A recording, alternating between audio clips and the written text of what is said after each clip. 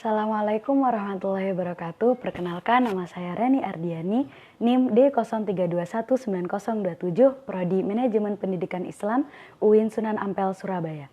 Saya akan menjelaskan sedikit tentang filosofi dan orientasi administrasi perkantoran modern, di mana ini merupakan suatu tugas yang diberikan dosen saya, Bapak Ali Mustafa, selaku pengampuh mata kuliah administrasi perkantoran. Yang pertama, saya akan menjelaskan tentang hakikat administrasi. Pada dasarnya, kemampuan manusia itu terbatas, baik fisik, pengetahuan, waktu, maupun perhatiannya. Di lain pihak, kebutuhan dan keinginan manusia cenderung tidak terbatas.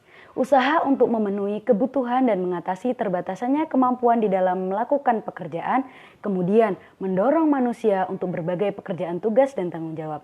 Maka terbentuklah suatu sistem kerjasama dan rasa keterikatan. Meskipun aplikasi administrasi telah diterapkan pada peradaban Mesir kuno, masa Tiongkok kuno, gereja Katolik Roma, tidak ada perkembangan yang signifikan di bidang manajemen sampai munculnya revolusi industri. Munculnya berbagai penemuan ilmiah berupa mesin-mesin mendorong industri-industri rumah tangga berkembang menjadi pabrik-pabrik yang mampu memproduksi barang-barang ratusan kali lipat jumlahnya dibanding dengan alat-alat tradisional sebelumnya, bahkan dengan kualitas yang lebih tinggi. Yang kedua, yakni tentang pengertian administrasi.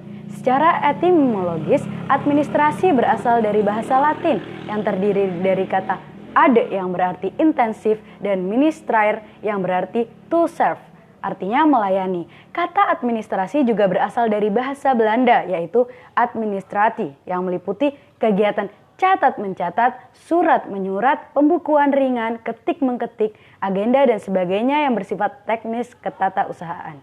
Menurut Profesor Prajudi Atmosudarjo, Lembaga Administrasi Negara membedakan administrasi ini dalam dua pengertian. Yang pertama, administrasi dalam pengertian sempit, yang kedua, administrasi dalam pengertian luas.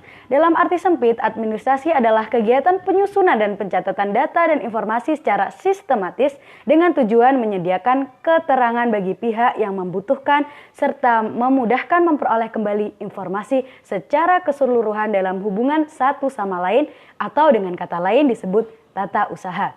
Sedangkan dalam arti luas, administrasi adalah kegiatan kerjasama yang dilakukan oleh dua orang atau lebih berdasarkan pembagian kerja yang telah ditentukan dalam struktur organisasi dengan mendayagunakan sumber daya yang ada untuk mencapai tujuan yang efektif dan efisien. Administrasi ini memiliki 5 fungsi menurut Quibble, yaitu yang pertama, fungsi rutin, fungsi teknis, fungsi analisis, fungsi interpersonal, dan yang terakhir yaitu manajerial. Lalu ada pengertian kantor. Secara etimologi, kantor ini berasal dari bahasa Belanda yaitu kantor, yang berarti ruang kerja, tempat pimpinan, jabatan, instansi. Sedangkan dari bahasa Inggris, kantor ini berasal dari kata office yang artinya tempat memberikan pelayanan, posisi atau ruang tempat kerja. Dari pengertian itu dapat disimpulkan bahwa kantor merupakan wadah atau tempat untuk sekelompok orang yang melakukan kegiatan tata usaha. Adapun tujuan dari kantor yaitu memberikan pelayanan komunikasi dan perekaman. Kantor juga memiliki beberapa fungsi. Di antaranya yang pertama yakni menerima informasi, merekam informasi, mengatur informasi, memberikan informasi, dan yang terakhir yakni melindungi aset. Lalu, apa sih administrasi perkantoran itu? Jadi, istilah administrasi perkantoran dalam bahasa asing itu disebut office management. Administrasi perkantoran merupakan kegiatan yang berhubungan langsung dengan sistem administrasi dalam sebuah ruang lingkup kantor.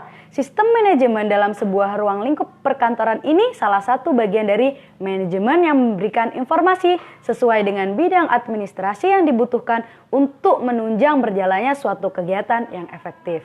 Ruang lingkup administrasi perkantoran meliputi kegiatan kantor, sarana dan fasilitas kerja perkantoran. Demikianlah penyampaian materi dari saya. Sekian.